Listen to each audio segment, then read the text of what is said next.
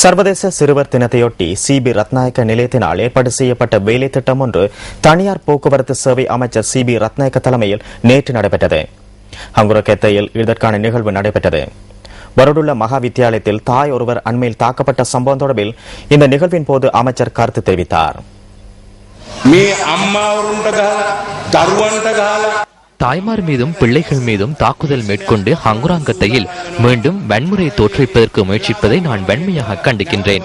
என் உயிர் மீதான ஆசை நான் கைவிட்டேன். என்னை கொலை செய்து எனது பிள்ளையின் இரத்தத்தால் ஹங்குராங்கத்தையை கழுவுவதன் மூலம் அங்குள்ள தாய்மார்கள் பிள்ளைகள் சுதந்திரமாக வாழ வழி ஏற்படும் என்பதே தாக்குதலுக்குள்ளான நிலையில் வைத்தியசாலையில் அனுமதிக்கப்பட்டுள்ள அந்த சகோதரியின் கோரிக்கையாகும்.